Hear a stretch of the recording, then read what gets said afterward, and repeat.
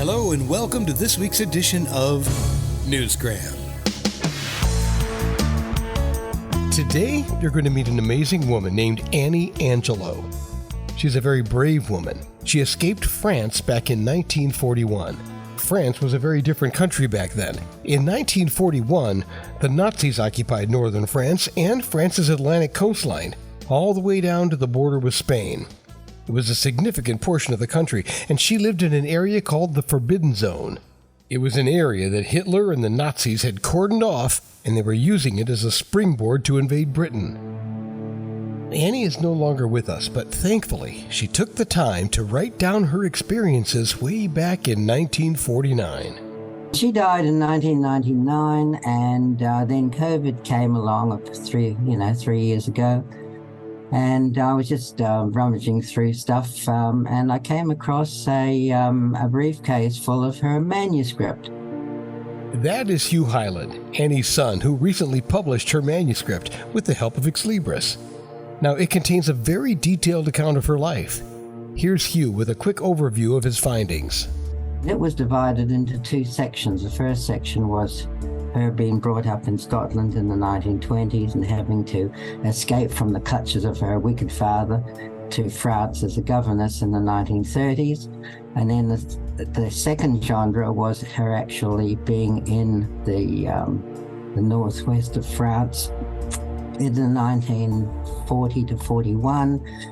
The Germans came through and she joined the French resistance, and then eventually she had to escape to get back to Scotland. So that's the basis behind everything. The 2 sections of her manuscript have now been compiled into 2 different books.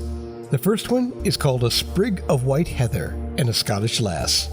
And in that one she talks about her childhood in Invergordon, Ross Shire, in the Highlands of Scotland, where she lived until she was 20. It was not a very happy childhood. In fact, she says it was one of hatred, heartbreak, fear, disillusionment, and despair, which is why she left and went to Europe. Getting out of her clutches of her father and going to Lille in the northwest of France in the 1930s.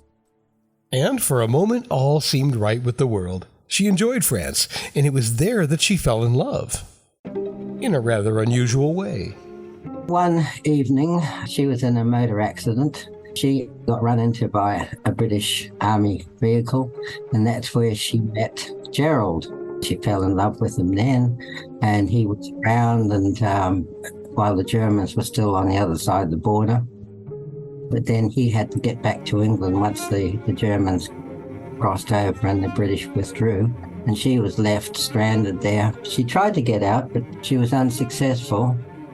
So she stayed, taking care of the house, which turned into a hotel, but it was still a home. She also joined the French resistance. In Chapter 1, she writes about how Gerald came and went, and life dragged on. She talks about seeing the skies black with planes all day long, and she knew that one day she was going to lose her home. The story's got a bit of everything. It's, part of the story is her upbringing, finding a new life in France and also throughout Europe. And then the second part of the story is actually in the war and the escape and all the horrendous things that happened during the war, and also the love story that intermingled with all of that. Another thing I found interesting about this story was the various themes that she explores. One of them is nature versus nurture, how our lives are shaped by circumstances beyond our control. Is all of this a preordained fate that we're just destined to live out? Are we consciously or unconsciously in control of our lives? Are we being shaped by our environment and the choices of our parents? Here's an excerpt from The Forbidden Zone, 1940, Chapter 1, Reflections. What a contrast to the stark life in Scotland where I'd been brought up. Some people think we ourselves are responsible for what we become, but it's not so. What we are is almost completely due to the things beyond our control. We make some decisions, yes, of course, but they're really only relatively small ones. Even they are made in the light of what's happened to us in the past. Shakespeare makes Cassius in Julius Caesar say, "The fault, dear Brutus, is not in our stars but in ourselves, that we are underlings." But he is wrong. Primarily, we are the result of the genes we inherit from our parents. After we're born, the lives our parents have lived have their effect on us. We are further shaped by the place we live, the climate, and what happens to us in our formative years. Everybody we meet has an influence on us, either good or bad. I'd tolerate my father's harsh treatment while growing up, not because I wanted to, but because I had no choice. I hoped I had not inherited his heartlessness and selfishness.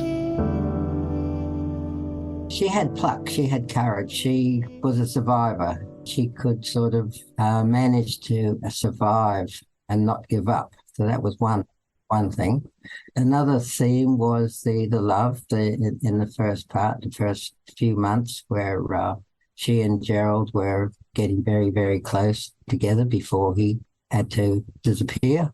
Then there's the cruelty of war. You know, you have the stories of the refugees all being machine gunned and all the rest of it. And a lot of that you sort of see happening right now in Ukraine. History tends to repeat itself. History does repeat itself. One of the nice takeaways here is that while this story may sound familiar, it's very different in a number of ways, because mainly it's a true story, and there are other recollections and visuals that you'll enjoy, kind of like this one. She used to tell me about some of the horrendous things, escaping from the northwest of France down to Paris initially with the refugees and being machine gunned and dead horses and bomb craters and you name it. It was so horrendous in winter up there. They had no food. It was freezing cold. So occasionally she would go up to a German soldier and kick him in the shin just to get thrown into jail where she could get a couple of days of food. Plus, this story takes place in a very specific region of France. This is specific to the Forbidden Zone, and most of the people that I've talked to, they said, "What's the Forbidden Zone? Why did it get its name? What was so special about it?" So that was a sort of a very niche area, as before when the Germans were preparing to invade England, and they had everything locked down even more so up there. So this story is basically of how civilians were living in the Forbidden Zone in the middle of winter, no food, no heating. That was a very sort of austere survival. You know, the Germans would come along and shoot people for the sake of shooting them. You can't say enough bad things about Nazis. They are the absolute embodiment of evil, and I think we all understand that. But I'll leave you with this. There are lots of things to like about Anne Angelo's manuscript. The parenting issues, the romance, the various themes that we talked about earlier, but also the reminder that history does repeat itself, and if reading about how things were can do anything to help keep us from repeating the sins of our past and the days of Nazism, then in my opinion, it's time well spent. Hugh Hyland just published his mother's original manuscript written way back in 1949.